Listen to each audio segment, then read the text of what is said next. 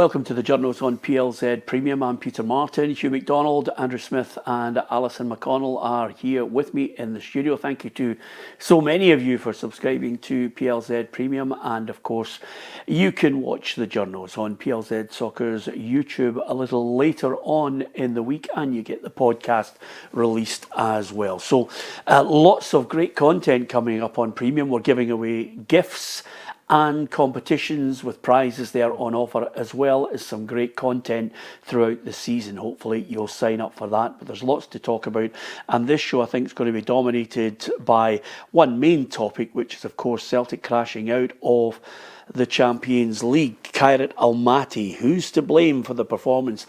Is it ultimately the buck stops with the manager? The players take criticism, and when you look further afield, are the board in for some flack from the Celtic fans due to a lack of spending and possibly ambition?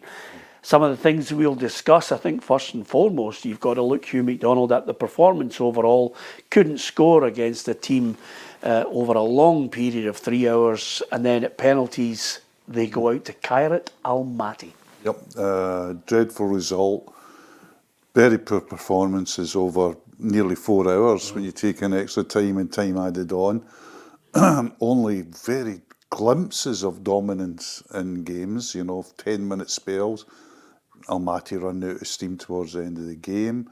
Board will certainly get flack, but my very strong position is this, is the board is an argument about, and we'll discuss things there, but nobody is going to tell me that what was on the park and on the bench for Celtic in the last 8 days was not good enough to dismiss Almaty almost with ease. Yeah, and I think that's the point first and foremost before some people think it's going to be a scattergun approach here, Andrew. There needs to be a sense of calm perspective on the two games and how Celtic failed as a football side.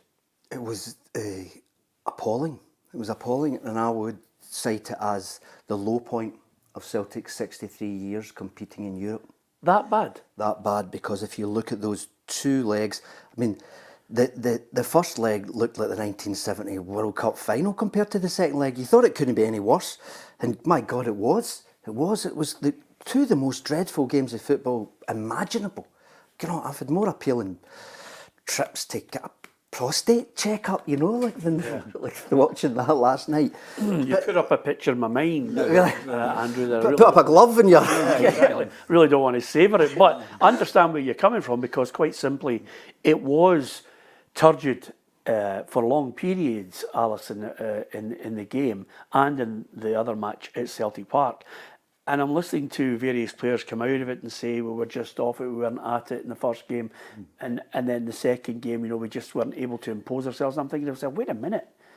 If you cannot get up for a game that could deliver 40 to 60 million pounds, when are you going to get up for it? Why should you as a professional not be able to follow a game plan that an experienced manager has delivered to you? Yeah, and even taking aside the finances, that players aren't going to be overly concerned with. The fact is, you're playing for the prestige of playing in the Champions League, and this is a team that's competed in the Champions League and arguably improved upon the last 3 successive seasons with each appearance. So I would imagine that's a pull for players to go back and compete in that kind of illustrious environment against the best players in the world. But it was appalling. I thought the performances were abject. I think it was stale, it was unimaginative. I think the idea that Celtic couldn't get up for it is bizarre. It really is. I think this is a team that looks spooked in some ways. I thought when it came to the penalty shootout at the end of extra time, I thought that you could sense how nervous they looked as a team. I think you could look at the order of the penalties and question it too, about the players that maybe didn't want to step up, didn't want to go first. I think Celtic looked utterly inhibited throughout the entirety of that tie, and that's a question about mentality. Yeah. Do you think the manager and the overall noise that was going on as well would have affected the players? It would have. I think it seeped in. I think there's this kind of climate of negativity which starts off in a summer transfer window as a hum, and by the last few weeks in August, it's an absolute screech in everybody's ears. And I think that's what's happened this summer. But the manager's added fuel to that fire, Andrew. Because he's frustrated, and understandably frustrated. He's also questioned all the time, every single press conference before every game. It's relentless. It's the first question every time. It's the first question post-match, regardless of the result. You are questioned continually. I think he could have been a bit more diplomatic at points, maybe with what he said, because I would take your point. I think it does add fuel to the fire, and it does create this them and us mentality. And I thought the first leg of the Kairat game is toxic. You're sitting at Celtic Park and you're thinking that environment is utterly toxic when you've got the sack the board chants and the get to whatever chants. What an environment to be in when you look at where Celtic are, what's at stake, and you look at the way they'd started the season domestically, and you think, my God, like the tension and the anger within the stadium for a team that are at that point within touching distance of going into the Champions League. But none of that excuses what happens on the pitch. 100%. None of that excuses. I think we've got difficulty sometimes within the football domain of compartmentalising. We confuse causation with correlation. I.e. the idea that because Celtic didn't sign 3 or 4 forwards, then this is what happens. No, not against FC Karat. Not against a team whose record signing is £290,000. Celtic's record signing is £11 million. Not against a team that their whole squad is valued in transfer market at £14 million. Celtic's squad is valued £114 million. Not against a team from Kazakstan, which are ranked 39th in the European rankings, where Scotland are 17th, and Karat themselves are 311th, I think, and Celtic are 56th. So when you look at it like that, there has never been this is a kind of, they're in different spheres. They're entirely different. They should be entirely different levels. Yeah. And Celtic were allowed themselves to be brought down to their level. Now I don't think it's like they don't care. I think there is a certain inhibitedness because they know how much goes on the line. If you look at it, this is the 5th straight Champions League qualifying campaign that Celtic have failed in. They've failed in 5, but that's across 4 different managerial spells, albeit like Rodgers is responsible for the 1st and the 5th. But then you've got Lennon, you've got Postecoglou. So across these 5 failures, you've got completely different teams, you've got completely different points in time, and it just seems to happen. If you remember in 2022, Dermot Desmond gave one of his very rare interviews to The Athletic, and he said he was going to hire a psychologist because Celtic kept falling down at this level. Do you remember that one? No. Well, your statistics are damning, and I've got a few more to back it up once we start to open out on the overall debate of it. But Hugh, apart from the statistics, you just have to look at the 2 games, and the noise is there. I understand the statistics, and we all accept what Andrew has mentioned between the 2 teams and their standing in European football. But overall, the way they went about their business, when I look at that team, is there anything stronger, Ralston apart, for Johnston? Would that have been their strongest team that they put out there? Would you have tweaked it? Schmeichel, Ralston, Carter, Vickers, Scales, Tierney, Nygren, McGregor, Hatate, Yang, Forrest and Maeda. Is there anybody else in there? You might have in Champions League went for Trusty over Scales, but Trusty obviously has got this foot issue. But that's his... Scales was all right, actually. Scales actually he was one good. of the few. I thought he was good, actually, and I've got much... But why would you go for Trusty? Because no, I'm just saying, Brendan, maybe in Europe he seems to go... but I mean, he wouldn't be strong. I mean, we've got to look at that team as well and say 8 of them featured. 8 of the players last night featured against Bayern Munich in Munich. The ones that didn't feature include Nygren, who everybody's is a new buy, and Kieran Tierney, who is an upgrade. Everybody says is an upgrade in Schlupp. So the fall off from that performance is precipitous, and there's nothing to do with no buying anybody in the window. Yeah. The thing I looked at last night is, you know, you hear the noise and you interact with friends and all that, and they say, Celtic have gone into a Champions League qualifier with James Forrest and Yang on the wing, right? And you say, well, who's Almaty going into a Champions League qualifier on the wing? I mean, seriously, I mean, this is a one-off. You've got to have a look at what happened. Celtic's resources on the night are incredible. I mean, they had 30-odd million on the bench in signings. Yeah. I mean, sometimes the conversation is dominated all the time by things that I completely understand about the board, about ambition, about that. But see, sometimes it comes down to 2 games of football, and it comes down to managing your resources. Almaty last night, the 3 best players didn't play. They played a 21-year-old goalkeeper because their own goalkeeper was injured. Their 17-year-old wonder kid was suspended, and the centre forward, on whom they put all their hopes of scoring, was injured. And they're two. We're talking about whether Yang and Forrest. Their 2 first-choice fullbacks were also injured. Yeah. They were missing half a team. Yeah, So I mean, ultimately, listen, if you're going to celebrate, if you're going to applaud Brendan Rodgers for the performance in the Allianz Arena, which came within a whisker of going to extra time with Bayern Munich, and it was a great performance. If you're going to applaud him achieving what I would suggest was the remit when he came back, which was try and get Celtic group stage and maybe a playoff, which he's done. Whether you want to argue on the merits of the strength of the group that they were in doesn't matter. The stats that he achieved his remit. So if that's the highs where you say he's done that and now there's a chance from February onwards to take it to another level, well, quite simply, you have to look at the manager first and foremost. I think first and foremost, before I get to the other part of what kept me up to the all hours of the morning, Ali, is the first part is the buck stops with the manager.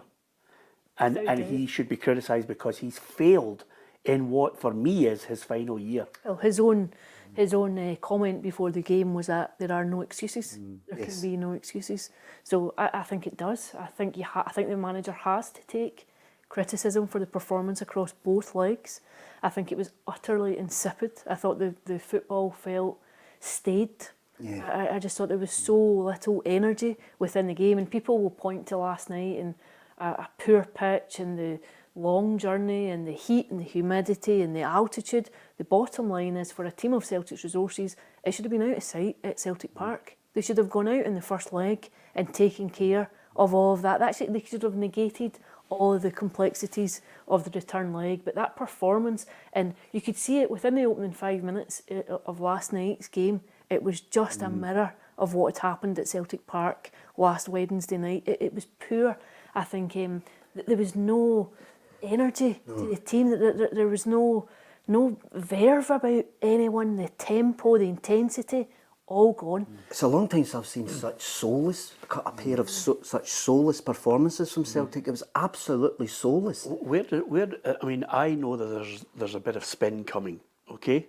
And they're obviously going. What is it? Oh, I'm going to tell you. From who? Because no one spins. I'm going to give you that. I'm going to give you that. Worthy of Damon McBride, by the sounds of it. I'm going to give you that in a moment. There will be a bit of spin on this, but ultimately, Celtic are a Europa League team, and they're going to go into the Europa League. Yes. Okay, so there's your first part of it.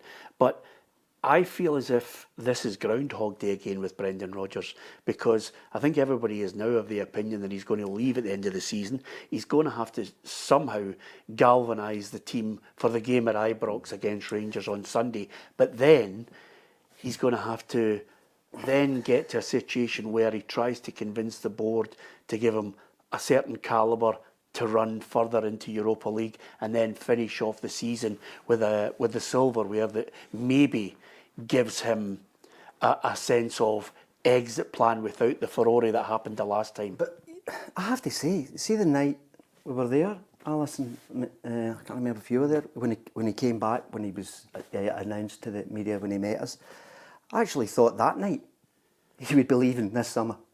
I never thought, I thought he was coming back to rehabilitate his reputation with his family and his friends, to leave on a better note, because he would think, I think it really did get to him how much he was hated. He wanted to not to spend the rest of his life thinking, I was a Celtic manager that won 7 straight competitions, and the first manager ever in Scotland, and they hate me there. So I never thought he was going to stay beyond this season. I've never thought it one single second he's been here in this second spell. Because see, by the end of this, he'll have done almost 6 years, right? There's only 2 managers since Steen have done longer than that. Billy McNeill across his 2 spells, and Neil Lennon. What do we expect? What do you expect from any manager at any club?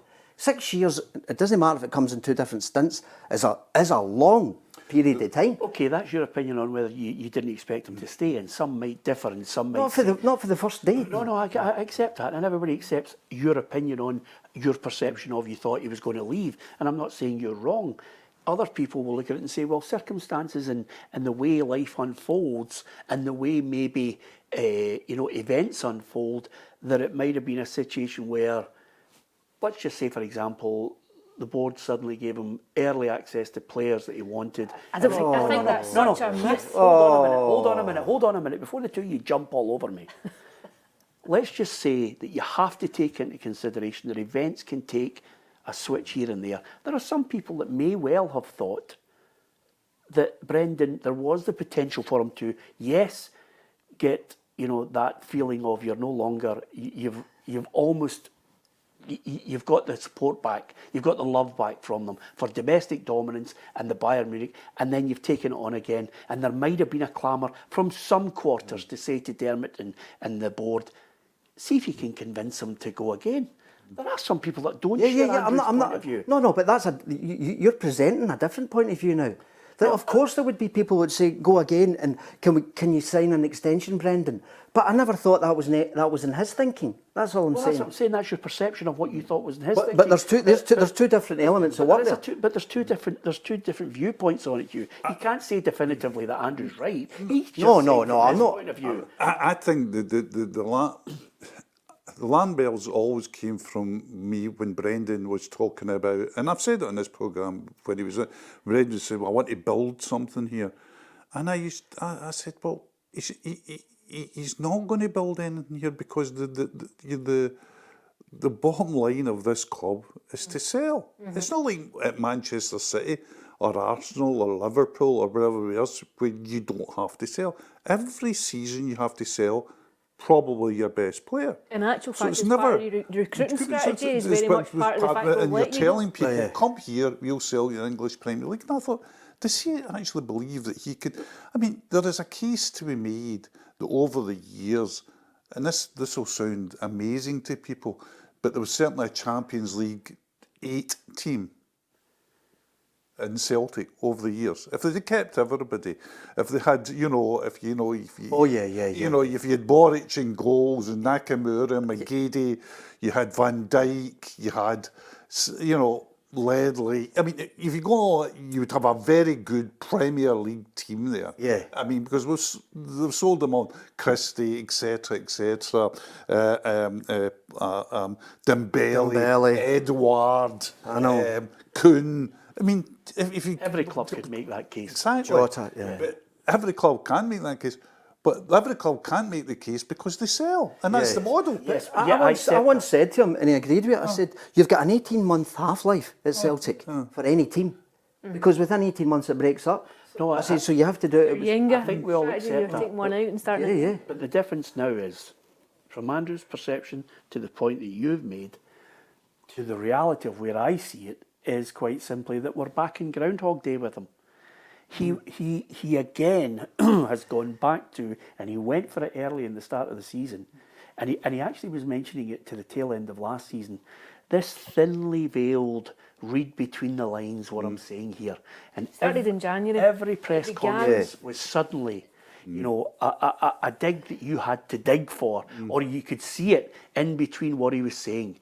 And it's Groundhog Day for me because quite simply, it's all about Brendan. And he basically is saying, I've said this, I wanted the players, I haven't got them, I can't do the job, I'm not here to stay still, I'm here to take it on. And all of those press conferences are coming back the same way as the first term that he had at Celtic. I think there are real parallels this summer to the last summer of his tenure, his first tenure. I think you can see similarities and frustration and simmering unrest across the club between the board and the fan support. I think you can definitely, there are echoes of it. You go back to that first summer, that the issue with Boyata going into the Champions League playoff against Athens, and the Terminado press conference and all that. You can read the parallels in between it, but I think it started in January, the sale of Kyogo, and he sat at Fir Park and said, I know it's fine, he can go, I know we've got a replacement lined up. He was very relaxed about it. That was your first indication that it wasn't, there was That a was for me the deviation line in in the plan. sand, The Ali. line. The day that they won the league at Tannadice at the end of last season was the first time I wasn't quite so much with Andrew, and from the first day I don't expect him to say, well, it wasn't something I'd given great thought to. However, that day at Tannadice last season, I thought it became really clear, because there was absolutely no way of discussing what was coming next. It was very much about the here and now. There were no indications of long-term plans or anything. I think when you look historically at all clubs, when you have a manager going into a final season and people know, I think if you asked anyone within Celtic and within the game, no one expects Brendan Rodgers to be Celtic manager next season. I think there is always an impact across the board within the club when you have that uncertainty going into a campaign. Okay, I think the club is bigger than any individual, and you always have to work towards a strategy which gives the club the chance of success, whether it's the incumbent who's heading out or there's somebody coming in. The plan is always to try and keep the club winning.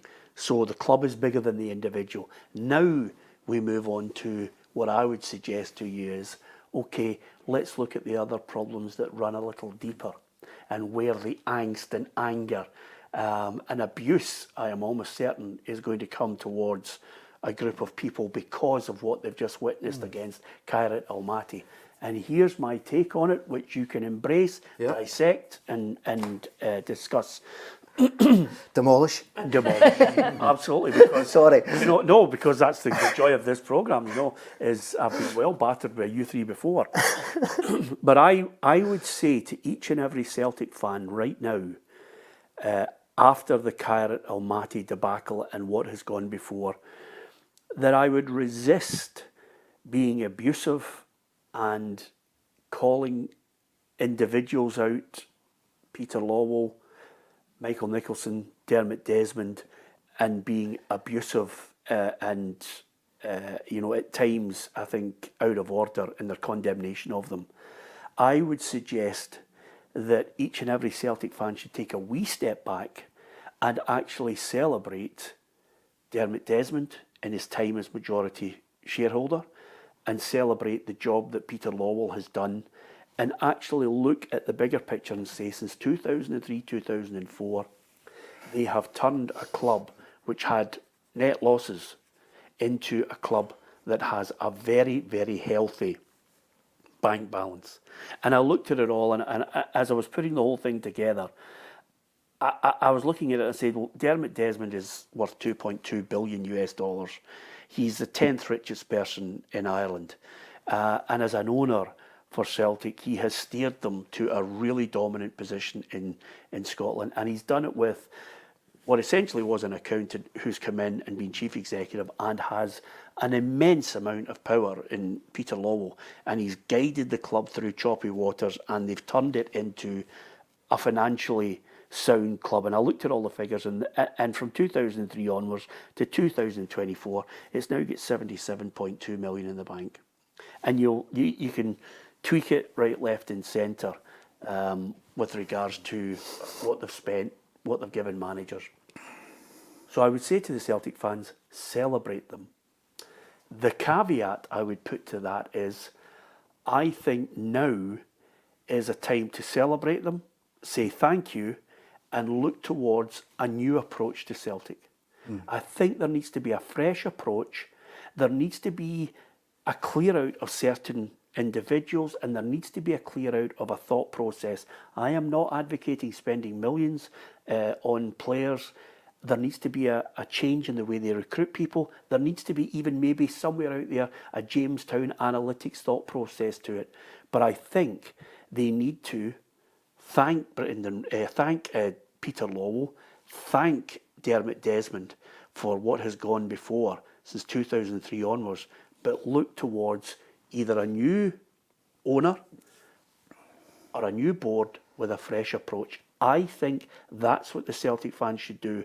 They should not indulge in a Fergus McCann debacle that happened when they unfurled the flag, when they stopped 10 in a row. They should actually take a wee step back and say, it just needs a fresh approach, and it needs maybe a new owner or a new board and a new way of thinking. Do you want to discuss it? Yeah, well, it's funny you should say that, because I agree with you entirely. Bizarrely, I didn't expect that. I really didn't expect that. But I think when McCann came in, Celtic shed a skin effectively. But I still think we're living in if you talk about Thatcherism, we talk about mechanism. There's a mechanism that still exists in the board, but I don't think it's suitable for 2025 football. I think Celtic need to shed their skin again, and they do need new ownership. They need a fresh influx of ideas. They're either unwilling or unable to adapt to the way that football's changed, and still going for your £2 million, £3 million players. And I know sometimes these are successful, but you do need to step it up in terms of, there has been inflation in terms of the value you'll get. My God, they haven't had much value for 26 million for last year, but that's another point. Some of these, like, they're not the fiduciary duties and all this kind of stuff. They shouldn't. The board is stale. The board is as stale as a 100-year-old bloody cream cake, man. Yeah. Okay. I haven't seen many 100-year-old cream cakes, but I know they're stale, Hugh. Yeah. What do you take from what I've just said? I think, first of all, you know, and I look at the signs for sack the board and all that. I just shake my head. I says it's howling at the moon. Even if you agreed with sacking them, who's going to do the sacking? It's like Dermot Desmond. Dermot, yes, You're fired. Yeah. Okay. No, but the other Sell your thing I was shares. gonna say to you, Who will I sell to? I get the. I felt like I was in a Monty Python sketch there, but can I just say something? Sorry. I was looking at the catchphrases and the historical great lines from people in power, and one that caught my eye was, the greatest weakness of the powerful is not losing power; it's the refusal to let it go. And I think from that point of view, I'm looking at the board and I'm saying, no, you're right. Don't shout sack the board. Just look and say there is a need for change. You can almost put it across, as I would mention to any Celtic fan, there is a way you put it across. It's almost Martin Luther King Jr. It is You often see that kind of approach in football. This dream has gone. Now you need a fresh approach. And I think Dermot Desmond's 75, Hugh. He's going to give it to his son, but he's going to give it to his son. Well, maybe that's a fresh approach. That might be. Maybe but you're not going to. The board needs to be changed. There is no mechanism for that. Yeah. The only mechanism that exists for that would be, and let's not even talk about the board. You say the mechanism within the board. No, that wouldn't do it. The only mechanism for that is Dermot Desmond saying, you know what, I'm going to change. That's the only mechanism. Yeah, and he's not going to change at 74. So he either says, you know what, I've had enough of this, I'm going to pass it on to the son, and the son's going to do it. Because at the moment, there's a scattergun approach to everything. We had the period about 3 or 4 years ago where everybody, the Celtic recruitment was getting slaughtered because they had the 4 key elements of, you know, had to be under 24, had to be willing to pay for 10 grand, had to have played for the international team at some level, and had to have the potential to be sold on. Now, people, that's the sort of thing that brought in the Yangs, the Telios, Clones and things like that, and that's a different argument. I actually think that they weren't as bad as everybody else says, but I know I'm alone in that. But that was a strategy. That was a strategy. That was a club identifying tightly what they want. Instead of that now, you've got I think the most important thing that's been overlooked in this, you've got a squad that's very old. You've got a first team that is average age is 28, 29. That's the average age of the Celtic team.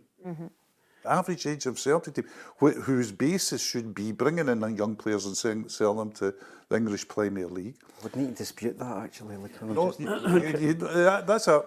I mean, it's tilted because there's a couple of players well over 30. Schmeichel and thing, but maybe you're not dealing with the point that I threw at you, which is quite simply, do you think there's a need for changes in the boardroom?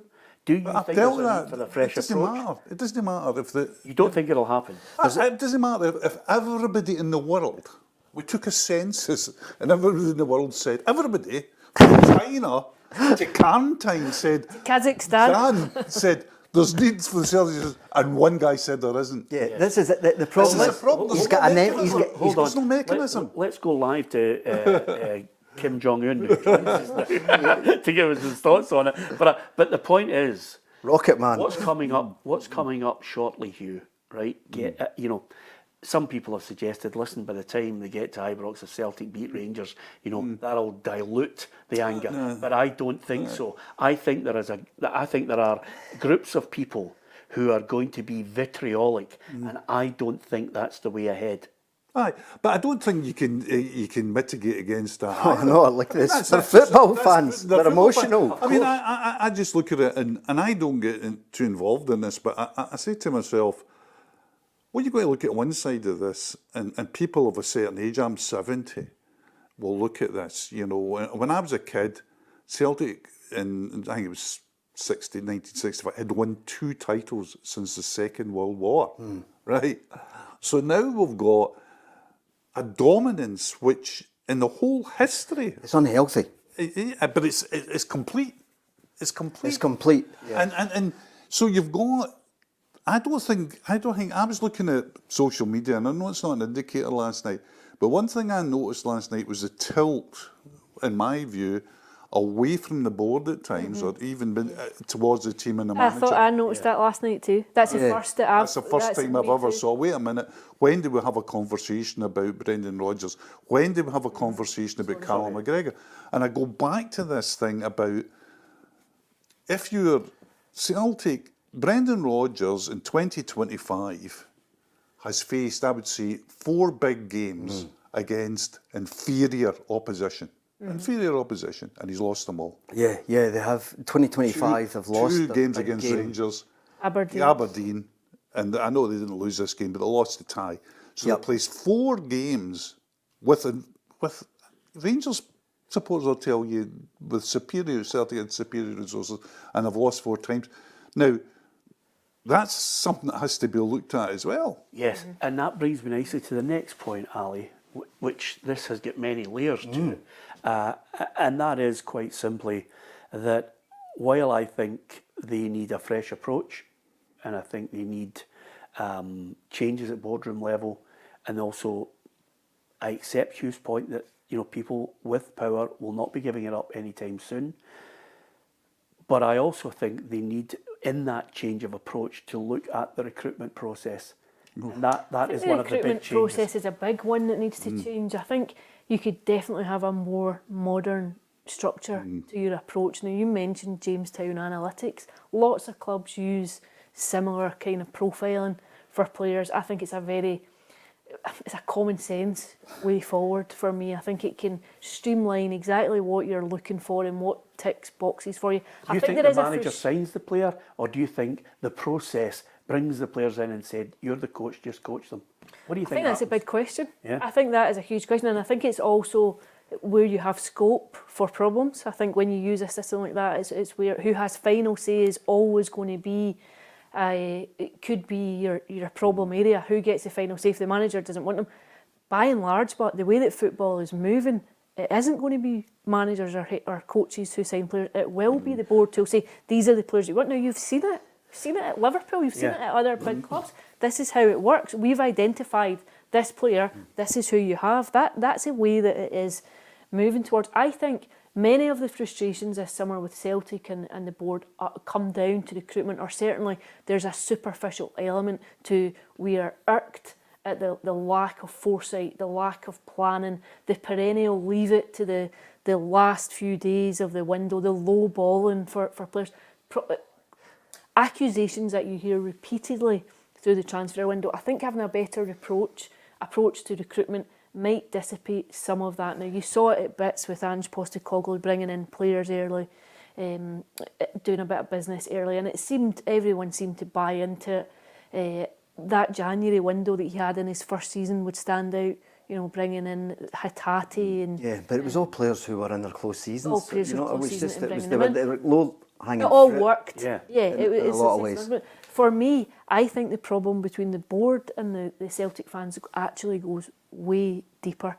I think there is a perception among certain elements of the Celtic support that this is a board that betrays their ideology of what the club should represent and what it stands for, that they don't mirror their own political beliefs, that they feel as though the board have somehow sold out the soul of the club, that's the real reason for the unrest, that they feel as though there's this huge chasm there's all these different between the representatives of the board sore and points. There's all these different sore points, but I would agree with you. The big problem is Dermot Desmond.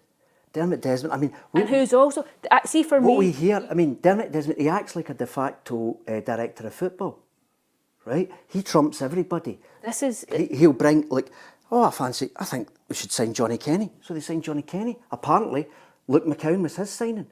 Not the manager's. There is a big manager wasn't that. He doesn't say no, but he goes, well, you know, it's like the Shin or whatever, or in Amura, it's like, all right, if the club are bringing them in, but they're not his players.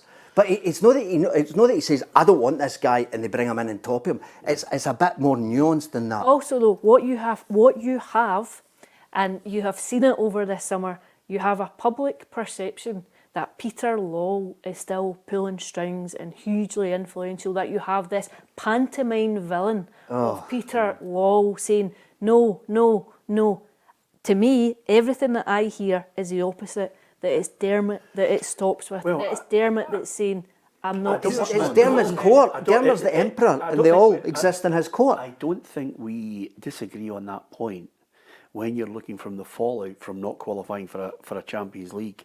I think the point that I am going to make, I don't want to get into the likes or dislikes of certain individuals. Everybody knows Dermot calls the shots. My point on your Peter Lawwell situation is Peter Lawwell was the main driving force of the blueprint that Dermot had agreed with him, and that was put into place. McCann. It was Fergus McCann. No, I think there was a change, because from Fergus McCann and eventually to the switch over to Martin O'Neill. Martin O'Neill was allowed to buy big players on big wages, and he was allowed to give Henrik, you know, the money to keep him, which everybody thought was good business at the time. He then got to a situation where they had some great games in the Champions League, but then it got to 2003, and Martin O'Neill said to me in 2003, you know, we were within a whisker, he said, of winning the UEFA Cup. He said, and I wanted to take the club on. On to where? I know, but by the way, can I just say something? Administration. I'm giving you the manager's point on it, right?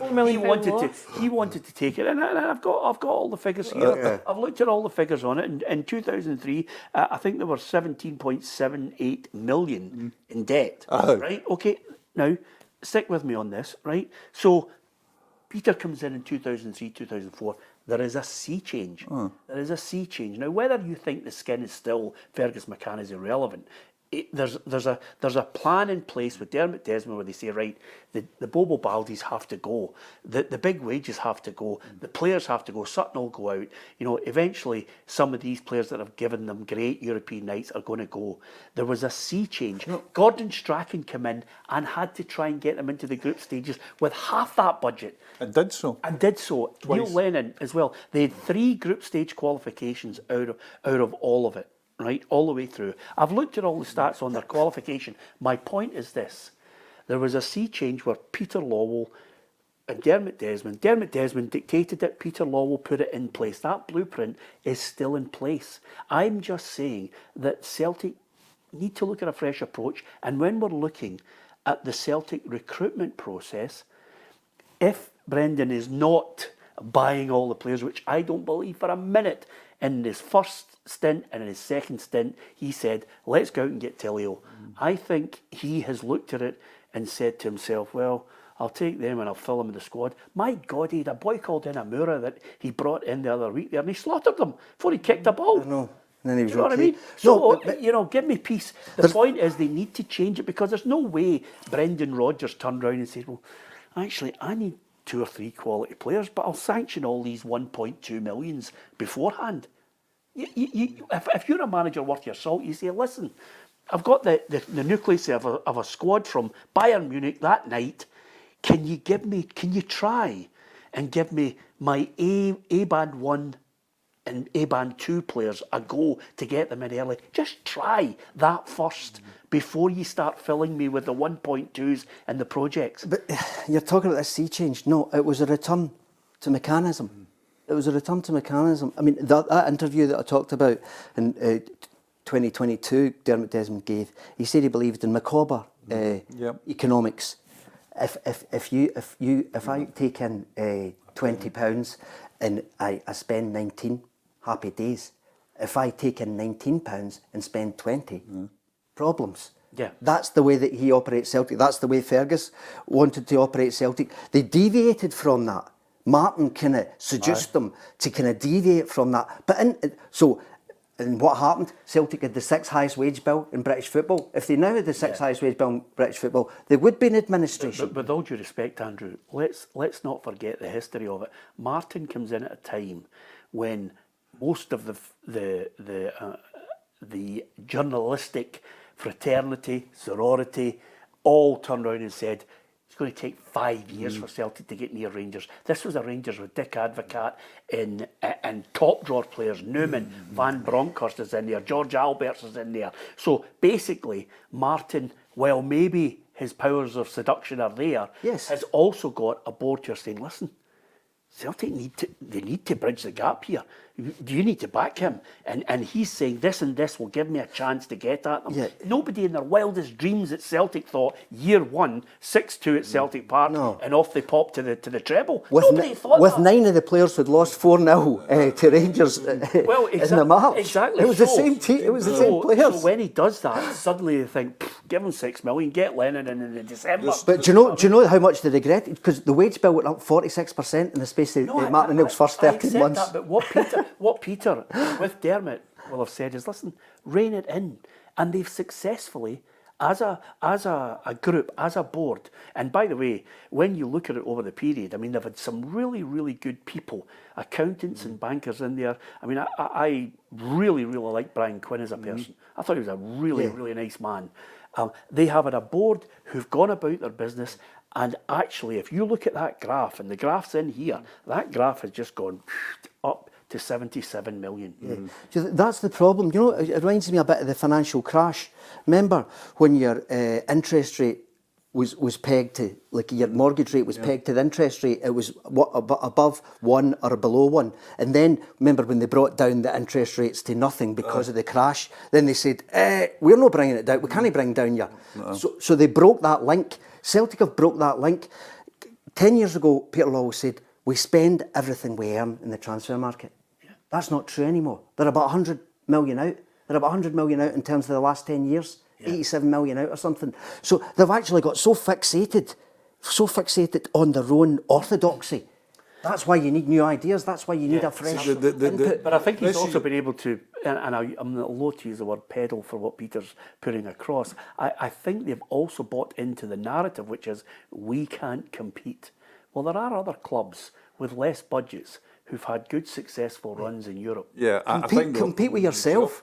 I think the problem, we go back to this again, is that, you will have clubs that will have a good run, Copenhagen's, etc. Bodo Glimts. But I think Celtic are a prisoner of their own geography. Celtic have to win the league every year. If you want to have a good run in Europe with limited resources, you've got to nurture players. You've got to say Colby Donovan, you're the right back.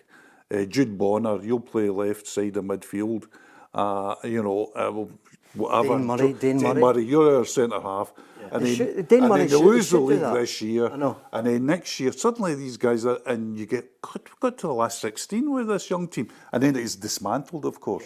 Every team is dismantled But at the that other thing I level. would say in this graph that I've talked about, Hugh, is remember that upward trend as the board changed their ethos on the spending, the wages, the recruitment, that middle section of it was helped along the way by a Rangers football club that went into administration and liquidation. but that and was Celtic dominated. But that was why O'Neill stepped it up. That's why they got to a stage where they were losing money every season, Yes. because they were No, but chasing I'm a just Rangers saying- who were heading This for is why oblivion. This isn't why the lesson of 2003 and beyond is not this thing you hear all the time, and I weep when I hear it.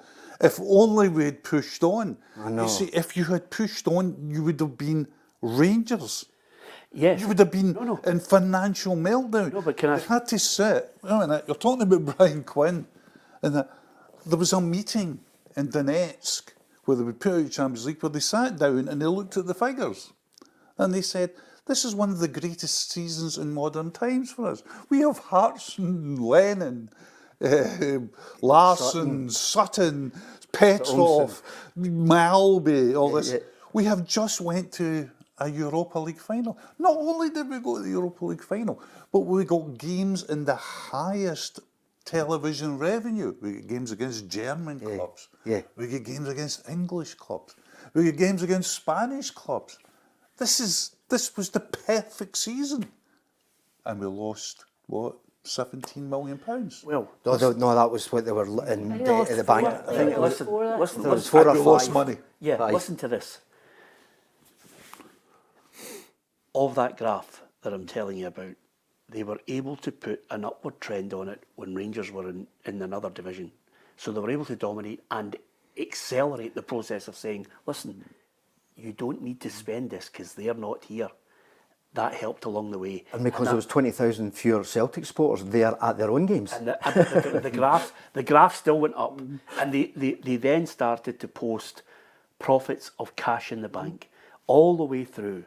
Now, this point, as we reach the pinnacle and the end of this programme, is quite simply that of that layer of criticism that's coming their way, that fresh approach that I think they need to take is how they spend that money in the recruitment process. Who's to blame for that? Is it Mark Lawwell who followed the blueprint? Is it Paul Tisdale who's now going to be on the receiving end of criticism and close scrutiny? You know, does that blueprint need to change? Don't you think the recruitment department are producing players that has to, if it's over 3 million, apparently, Dermot Desmond has to sanction it. Right? That's not a modern functioning football club where you've got this emperor who gives his thumbs up or his thumbs down. Apparently, he likes people that have signed roughly about the 3 million mark. Doesn't like tattoos. Like, you know, in players. These are the kind of foibles that were Narrow market when you're in. that were apparently it's all these things. Andrew, I don't believe that for a minute. Tisdale, well, like Tattoos. Tisdale apparently was his golf pal knew Tisdale. That's how it is. I mean, these are whether they're true or not, but my sources are decent. Put it that way. My sources are decent. But the recruitment department, and talking about Jamestown analytics, they use analytics. Celtic use analytics. Yes. Just because Bloom's made himself look as if he's the first, he's like he discovered the wheel or something. He's invented the wheel. Well, the other thing about it, I would say to you, you know, they've had about 100 players that have come in, 105 I think, who've come in and swiftly been put out on loan, and only 5 of them have come back out of the 105 from loan and actually contributed to play regular first team football. Now, at the end of the day, I think they need to change the model and say, Brighton, you're talking about Jamestown Analytics, you're selling guys like Caicedo who have played regularly in that top flight. I think Celtic fans want to see players that are going to come in and make a contribution. You know, I don't even think anybody knows the first thing about Quan. I mean, I've seen more of Quan. I watched him with his Celtic jersey up, and I've seen him more playing. Well, Quan never played a minute for Celtic Exactly. competitively. And last week he was man of the match against PSG. And that's not right. But the problem is Everybody will say, "Oh, he was rubbish." No, you couldn't say that because at the That time, makes it these situations like that does make you think who are signing players. Well, listen, I'm telling you right now, I don't care, what he says in his PR when he sits down. Somebody should say to him, "Wait a minute, what's your involvement? At what stage in this process are you saying yes, I want that player?" And if you're saying yes, I want that player in your He said it recently. He said if you're saying a couple yes, of you weeks want ago that player in your 2 stints at Celtic, then I'm sorry, Brendan, you've made a huge error in the people you're saying yes to, because I give you just a few of the names, Hugh. First spell, second spell: Jeremy Tollian, Marian Shved, Manny Perez, Andrew Gutman, Moussa Dembele, Kolo Toure, Scott Sinclair, Doris De Vries, Christian Gamboa, Ebu Kouassi, Johnny Hayes, Kundai Benyu, Olivier Ncham, Patrick Roberts, Marvin Comper, Lewis Morgan, Charlie Musonda, Jack Henry, Scott Bain, Edouard, Izagiri, Arzani, Mulumbu, Benkovic, Oko Flex, Oliver Burke, Timothy Weah, Bayo, and then second spell, Iwata, Tilio eventually, Home, Kwon, Yang, Narovsky, Lagerbielka, Palma, Bernardo, Nat Phillips, Sean McCardle, Nygren, Osmond, and of course you've got Tierney, Doohan, and Inamura and Simpson Pusey. That's a lot of players there, Hugh, I've just quoted in his 2 spells. Yep. And by the way, there's a high percentage of them I've never seen a Celtic jersey in double figures. Yep. Yeah. That's wrong. I think that it is wrong. I think there is a distinct non-fit between the manager and the ideas of recruitment. Certainly in the early days, that when the idea of recruitment is recruit young and talented and physical and sell on.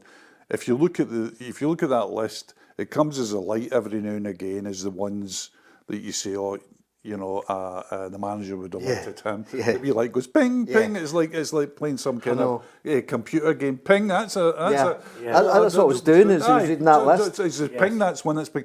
And if all the pings would be players that were EPL or Championship. Yes. Yeah. Not foreign generally.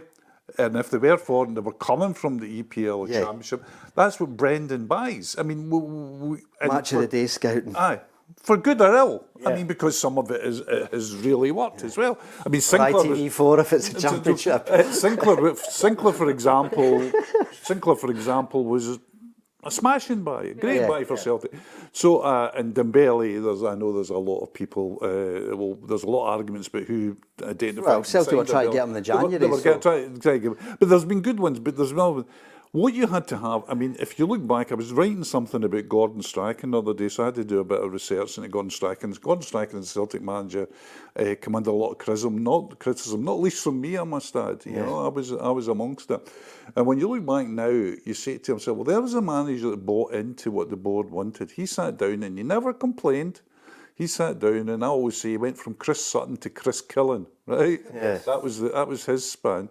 And he delivered 3 out of 4 titles and got to 2 Champions League knockout stages with a defence that was, what was it, Telfer, McManus, O'Day and Naylor. Although teams weren't trying to win away games, that was the whole thing, like in the Champions League then. But still got there, and you say to yourself, there was a manager, for good or ill, or a head coach, for good, that was in sync with the club. Yeah. I increasingly, and I never felt it was solid anyway, I increasingly feel that Brendan's not in sync with the club. No. Okay, can I ask you this? What do you think needs to happen? Sum it up. I think what needs to happen is that the whole football department has to be revamped. The whole football department needs to be revamped. You need to get a head coach in that is aligned with modern principles in the football department, where there is an analytic and a strategic. All decisions are not based on, I saw him one night at Preston and he was good. It's got to be Yeah. And the head coach doesn't have, the head coach's role is diminished because he doesn't have the final say. People say, you can't have that. You have it at Liverpool and you have it at Manchester United. And you see Is that it what more you, is that, prevalent. is that what you'd like to see change? Aye. Would you But like to see changes at boardroom level? Aye, but it's pointless. I'm not even going to talk about that because it's just, I'd like to see, one thing I'd like to see was concrete proof there is a God, and then I could go home very happy. That's next Well, next week's programme in the Journos. He gave you Peter. Andrew, See, I agree with you, but you know the problem is, you know the first change you would have to have, speak to Dermot Desmond and say, look, can you just be what you're supposed to be as the major share or the largest shareholder? You can't, as a non-executive director, you shouldn't be inputting into, you shouldn't be signing players, you shouldn't be blocking players. Who's going to have this conversation with Well, Andrew? somebody will need to have the conversation. That's Like what I'm who? saying. Well, like the chief executive, I suppose it would have to be. you kidding? And you would have to have the board. That's why you need a new board, because a new board might say, by the way, this isn't the way businesses like of this nature are supposed to work. But Do who you know the decides really it's a new scary thing that you talk about all these signings and transfers? I saw a brilliant quote last night on social media, and the guy said, Celtic are trying to get by with the rotting husk of the Ange Postecoglou team, and it's kind of true. Where are the new kind of upgrades since Postecoglou's now been gone 18 months or is it 17? Longer. Sorry, 27 months, whatever. He's been gone 27 months, and it still has signings. Cameron Carter, Vickers, like even the people that played for him, McGregor, Forrest. It's like Johnston. Look, Scales was there when he was there. My daughter. There's nothing changed about this team. So, can you sum up what you'd like to see? Well, I'd like to see a new board and a new owner, but you're not going to see that. Right. Would you like to see a change in the way they go about it? But does any of us know how they go about it? That's why we can't make these pronouncements when we don't know. Like we're talking about, no offence to you, Alison, and I might say the same myself, but they don't use analytics and all that. How do we know? They just don't. They don't say anything, like publicly. They've got no public facing. Well, I'll tell you one thing. You may well have said inadvertently now there is not going to be any change. No, there's not going to be any change. So, but the one thing that's coming is, I think, something that I don't think should happen, which is that this kind of a vitriolic abuse and protests at a time when they're 6 points clear and domestically they're going to dominate again. You set your watch for it though. And the also, first adverse result, you will, and that could be Sunday. Yeah, By the way, the balloon goes up on Sunday night if yeah. they've lost. And over and To above the car that, park on Sunday night Yeah. if they've lost. To the car park! over and above that, Inflatable shark. also there's the big question of players that he's going to get to come in for the Europa League, which brings again that game by game sack the board. So, what do you think? What do I think in terms of what will happen, or what I think should happen, or what I'd like to see happen? We've got 2 minutes left. Give us both. I don't think anything will happen. I think essentially this will carry on as it has been. I think Celtic will bring in players before the window shuts on Monday night or whenever it is. They will bring in players. You've got 2 coming in today that are set to be revealed. Like, they will add to the squad.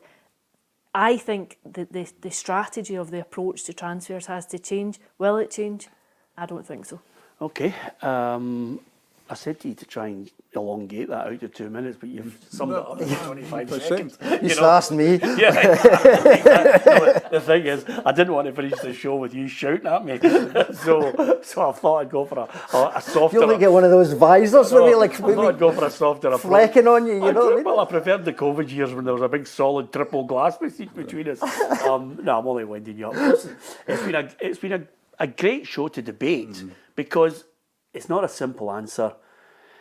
And change, I think, will be like a tanker moving around in a corner.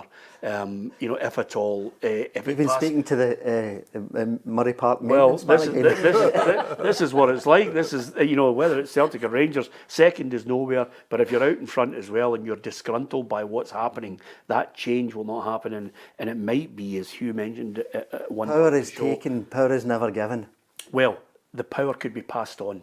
That's what Fergus used to always That's the say. next thing. It could be passed on to Dermot Desmond's son, who knows. But certainly there's a fair bit of anger about to be bestowed upon certain people, and I don't think that's the way ahead as far as Celtic are concerned. It's been a great debate, many layers to it. Did we resolve it all? No. Are we going to talk about is there a God, as Hugh has suggested? That's a 2.5 Better hour be a long work for him. Yeah, absolutely. We all do. We all labour in the fields. We all labour in the fields, Andrew. Yeah, absolutely. That's another programme, Andrew. But nevertheless, God's on the There's phone. God. That's amazing. As soon as he said it. He's looking for the lightning bolt. Thanks to Andrew Smith, who's going away to Wants to take know where that call. Celtic striker is. And thanks to Alison and to Hugh McDonald. The Journos is on premium. If you hit the subscribe button to our premium channel, you're going to get a special little gift box. It's going to be on its way out to you. We'd love for you to join us on premium, and you'll get competitions, giveaways aplenty, and unique content coming your way over the course of the season. So thank you if you've signed up already. And you can just sign up to our main PLZ Soccer YouTube channel, and you'll get the football show absolutely free, and our journalists going right across the whole of Scottish football, giving you previews of matches and post-match analysis from the managers and the players involved. From everybody on the Journos, thank you for listening and watching. Subscribe to PLZ Premium today and you will be in our prize draw to win this fabulous Scott McTominay replica Napoli shirt. PLZ Premium is offering additional content from your favourite football channel. Subscribe to PLZ Premium today and you'll be in with a chance of winning this fabulous football shirt.